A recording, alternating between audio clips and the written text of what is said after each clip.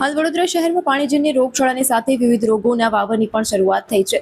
તાજેતરમાં શહેરમાં દર વખતની જેમ આ વખતે પણ કન્જક્ટિવાઇટિસની દર્દીઓની શરૂઆત થઈ ગઈ છે, જેમાં ખાસ કરીને બાળકો અને યુવાનોમાં આ રોગ જોવા મળતો હોય છે, જેથી બાળકોના માતા પિતાએ ખાસ સાવચેતી રાખવાની જરૂર છે. સયાજી હોસ્પિટલમાં આંખની ઓપીડીમાં કન્જક્ટિવાઇટિસના દર્દીઓમાં વધારો થયો છે. રોજની ઓપીડીમાં 10 થી 15 દર્દીઓ આવી રહ્યા છે.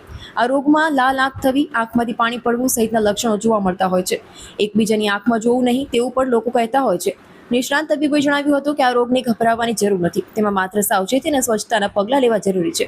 જો નાના બાળકોને થાય તો તેમને શાળાએ કે ક્લાસીસમાં ન મોકલવા જોઈએ. કોઈએ ઉપયોગમાં કરેલી વસ્તુઓનો ઉપયોગ ન કરવો, સ્વચ્છતા જાળવવી, આંખો છાલક મારીને ધોવી નહીં, નદી, નાળા, તળાવ કે વોટર પાર્કમાં નહાવા ન જવું, આંખો ચોડવી નહીં સહિતની જે તકેદારીઓ છે તે રાખવી જોઈએ.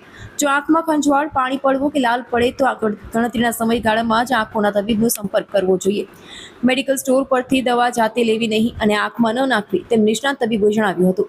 ચોમાસાની સિઝન દરમિયાન પાણીજન્ય રોગ, ગંદકીના કારણે ફેલાતા રોગ, મચ્છરના કારણે ફેલાતા રોગ તેમજ વાયરલ કેસોમાં થોડો વધારો જણાતો હોય છે.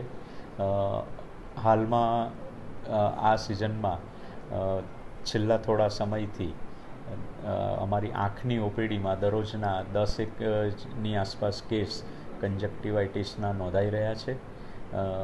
આમાં પણ હું એ જ કહેવા માગીશ કે આ સંપૂર્ણ ક્યોરેબલ રોગ છે, એનાથી ગભરાવાની જરૂર નથી, કાળજી રાખવાની જરૂર છે. આંખોમાં બળતરા થવી, આંખો લાલ થવી, ઘણા કેસોમાં તાવની ફરિયાદ હોય છે.